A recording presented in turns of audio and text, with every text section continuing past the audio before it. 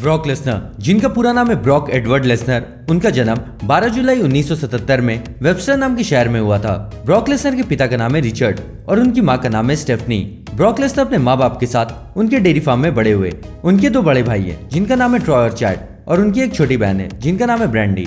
Brock Lesnar जब 17 साल के हुए तो उन्होंने आर्मी नेशनल गार्ड ज्वाइन कर लिया और वहां उन्हें ऑफिस जॉब मिला। वैसे ब्रॉक लेसनर आर्मी में बॉम्ब डिफ्यूज करना सीखना चाहते थे, लेकिन उन्हें कलर ब्लाइंडनेस होने की वजह से ये काम नहीं मिला और कुछ ही महीने काम करने के बाद कंप्यूटर टाइपिंग टेस्ट में फेल होने की वजह से उन्होंने वहाँ काम छोड़ दिया और वो एक कंस्ट्रक्शन कंपनी में काम करने लगे। ब्रॉक लेसनर जब हाई स्कूल में थे तब उन्होंने एमेचर रेसलिंग में हिस्सा लेना शुरू कर दिया और स्टेट चैंपियनशिप में वो थर्ड आए। इसके बाद कॉलेज में वो national junior college athletic association में हेवीवेट रेसलिंग चैंपियनशिप जीत गए और उन्हें इसकी वजह से स्कॉलरशिप मिली और वो आगे की पढ़ाई यूनिवर्सिटी ऑफ मिनेसोटा में करने लगे, जहां उनके रूम पार्टनर थे शेल्टन बेंजामिन, जिन्होंने खुद आगे जाकर डब्ल्यूडब्ल्यूई ज्वाइन कर लिया था। ब्रॉक लेसनर ने जल्दी NCAA डिवीजन 1 में हेवीवेट रेसलिंग चैंपियनशिप जीत ली। ब्रॉक लेसनर ने 4 साल एमेचर रेसलिंग की, जहां उनका रिकॉर्ड था 106 और 5 का, यानी कि वो 106 मैच में जीते थे और सिर्फ 5 मैच में हारे थे। ब्रॉक लेसनर ने साल 2000 में WWE के साथ डेवलपमेंटल कॉन्ट्रैक्ट साइन किया और उन्हें ट्रेनिंग लेने के लिए ओहायो वैली रेसलिंग यानी कि OVW में भेज दिया गया। यहाँ ब्रॉक लेसनर पहली बार मिले पॉल हेमन से और OVW में पॉल हेमन उनके मैनेजर बन गए। ब्रॉक लेसनर ने OVW में शेल्टन बेंजामिन के साथ टैग टीम बनाई जिसका नाम था द मिनेसोटा स्ट्रेचिंग क्रू और उन दोनों ने मिलकर 3 बार OVW southern tag team championship भी जीती। ब्रॉक लेसनर ने 2001 से 2002 तक WWE में कुछ डार्क मैचेस में भी फाइट किए और फिर उन्हें WWE ने 2002 में मेन रोस्टर में बुला लिया। ब्रॉक लेसनर WWE में पहली बार नजर आए 18 मार्च 2002 को रॉक एपिसोड में। ब्रॉक लेसनर हील बनकर आए और उन्होंने अटैक कर दिया स्नो मेवन और स्पाइक डडली पर। ब्रॉक लेसनर के साथ उनके मैनेजर पॉल हेमन भी थे, जो कि ब्रॉक लेसनर को बता रहे थे कि उन्हें क्या करना है। उस टाइम पहली बार WWE में ब्रांड एक्सटेंशन हुआ और ब्रॉक लेसनर रॉ में ड्राफ्ट हो गए और पॉल हेमन ने बताया कि वो ब्रॉक लेसनर के एजेंट हैं और पॉल हेमन ने ब्रॉक लेसनर को नाम दिया the next big thing. Brock Lesnar का WWE में पहला मैच हुआ जेफ हार्डी के साथ 21 अप्रैल 2002 को, जिसमें जेफ हार्डी को नॉकआउट करके ब्रॉक लेसनर जीत गए और उसके अगले दिन रॉ में ब्रॉक लेसनर ने जेफ हार्डी के भाई मैट हार्डी को भी नॉकआउट करके हरा दिया। जून 2002 में Brock Lesnar King of the Ring tournament जीत गए रॉब वैन डैम को फाइनल मैच में हराकर और 21 अप्रैल 2002 को ब्रॉक लेसनर और रॉब वैन डैम का इंटरकॉन्टिनेंटल चैंपियनशिप के लिए मैच हुआ, लेकिन ब्रॉक लेसनर इस मैच में डिस्क्वालीफाई हो गए और चैंपियनशिप नहीं जीत पाए। 22 जुलाई 2002 को ब्रॉक लेसनर स्मैकडाउन में चले गए और हुल्क होगन से मैच जीतने के बाद ब्रॉक लेसनर समरस्लैम 2002 में रॉक को हराकर WWE अनडिस्प्यूटेड चैंपियन बन गए और उन्होंने इतिहास बनाया सिर्फ 25 साल की उम्र में WWE चैंपियन बनने का। उस time WWE undisputed championship raw और स्मैकडाउन दोनों ब्रांड में डिफेंड होती थी, लेकिन ब्रॉक लेसनर ने रॉ में जाने से मना कर दिया। इसलिए रॉ के जनरल मैनेजर एरिक बिशॉप रॉ के लिए एक न्यू टाइटल लेकर आए जिसका नाम रखा उन्होंने वर्ल्ड हेवीवेट चैंपियनशिप और ब्रॉक लेसनर के पास जो WWE अनडिस्प्यूटेड चैंपियनशिप थी उसका नाम WWE चैंपियनशिप रखा गया। ब्रॉक लेसनर इतनी तेजी से टॉप सुपरस्टार्स की गिनती में जा रहे थे कि 2002 में उनका फ्यूड अंडरटेकर के साथ शुरू हो गया और इन दोनों का मैच सेट हुआ अनफॉरगिवन पेपरव्यू में। इस मैच में दोनों सुपरस्टार डिस्क्वालीफाई हो गए और ब्रॉक लेसनर ने उनका टाइटल बचा लिया। इसके बाद ब्रॉक लेसनर के अगले अपोनेंट थे बिग शो।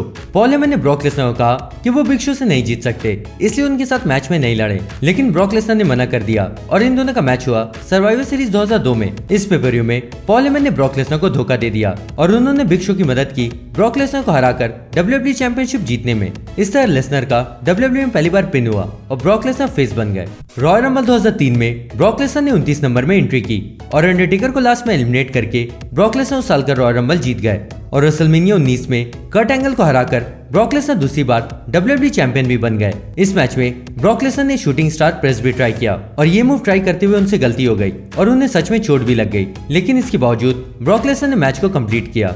रेसलमेनिया 19 के बाद ब्रॉक लेसनर फ्यूड शुरू हुआ जॉन सीना के साथ और बैकलैश 2003 में जॉन सीना को हराकर ब्रॉक लेसनर ने उनका फ्यूड खत्म किया। 12 जून को स्मैकडाउन के एक एपिसोड में ब्रॉक लेसनर ने बिग शो को टॉप रोप से सुप्लेक्स दिया, जिसकी वजह से पूरा रिंग ही टूट गया। ब्रॉक लेसनर ने बिग शो के कारण WWE चैंपियनशिप कर्ट एंगल से गवा दी, लेकिन कुछ महीने बाद ही उन्होंने स्मैकडाउन में कर्ट एंगल को हराकर तीसरी बार WWE चैंपियनशिप जीत ली।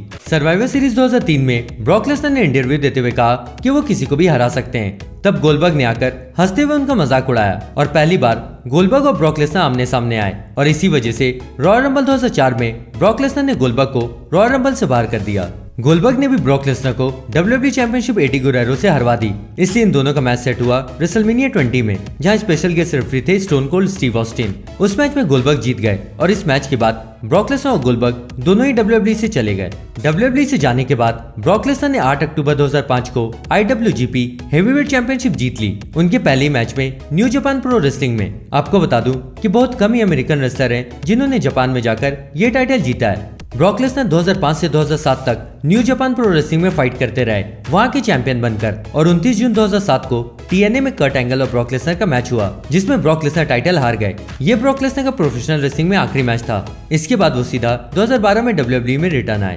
अक्टूबर 2007 में ब्रॉक लेसनर ने अल्टीमेट फाइटिंग चैंपियनशिप यानी कि UFC ज्वाइन कर लिया और UFC में उनका पहला मैच हुआ 2 फरवरी 2008 को फ्रैंक मीर के अगेंस्ट, लेकिन ब्रॉक लेसनर अपने पहले मैच में हार गए। ब्रॉक लेसनर 9 अगस्त को हीथ एरिंग से आराम से जीत गए और फिर उन्होंने UFC हेवीवेट चैंपियन रैंडी कुटोर को हराकर UFC हेवीवेट चैंपियनशिप भी जीत ली।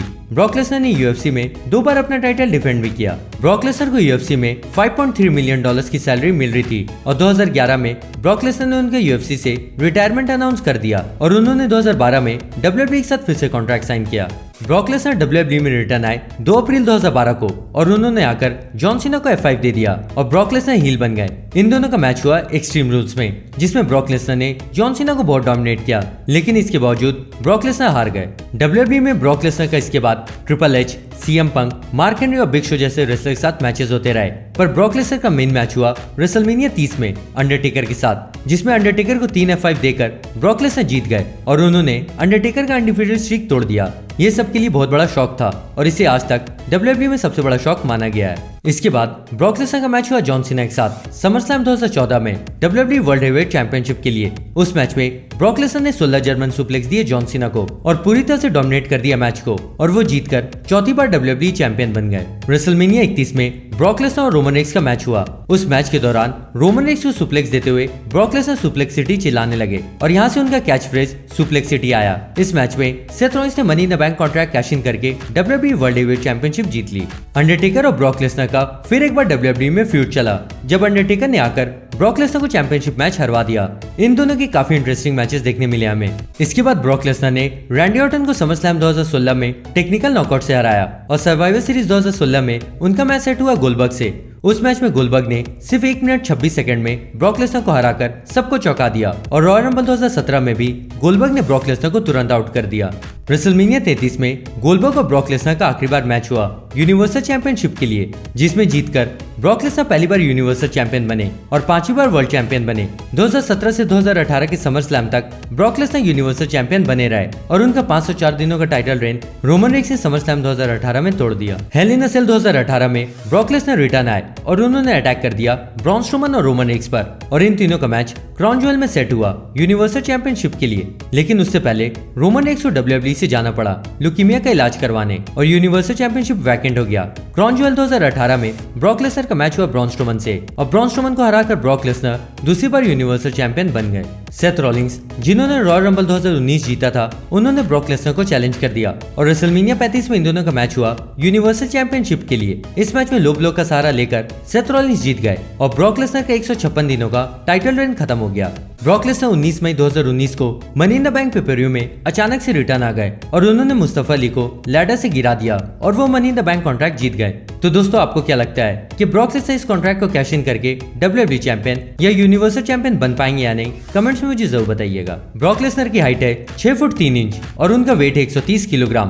ब्रॉक लेसनर की चेस्ट का साइज है 53 इंच और उनके बाइसेप का साइज है 21 इंच। ब्रॉक लेसनर 2019 में 42 साल के हो जाएंगे। ब्रॉक लेसनर ने 6 मई 2006 को सेबल, जिनका असली नाम है रीना ग्रीक, उनसे शादी कर ली। सेबल भी WWE का हिस्सा रह चुकी हैं और ये दोनों एक फार्म के पास मेरीफील्ड नाम के शहर में रहते हैं। ब्रॉक लेसनर के 2 बेटे हैं, जिनका नाम है टर्क और ड्यूक। ब्रॉक लेसनर ने WWE में 4 बार WWE चैंपियनशिप और 2 बार यूनिवर्सल चैंपियनशिप जीती है। वो किंग ऑफ द रिंग 2002 रह चुके हैं और ब्रॉक लेसनर ने 2003 में रॉयल रंबल भी जीता है और 2019 में उन्होंने money in the bank contract भी जीत लिया है। ब्रॉक लेसनर का 2019 में नेट वर्थ है $22 मिलियन, जो कि इंडियन रुपीस में होते हैं 153 करोड़ 38 लाख 18 हजार रुपए। ब्रॉक लेसनर के सिग्नेचर मूव का नाम है सुप्लेक्स और उनके फिनिशर का नाम है F5। तो दोस्तों ये थी ब्रॉक लेसनर की अब तक की लाइफ स्टोरी। अगर आपको ये वीडियो पसंद आई तो इसे लाइक करें और इसे अपने दोस्तों के साथ भी शेयर करें और कमेंट करके मुझे ये बताइए कि अगली लाइफ स्टोरी आप किस WWE सुपरस्टार की सुनना पसंद करोगे। और मैं आपसे जल्दी मिलता हूँ, तब तक के लिए गुड बाय।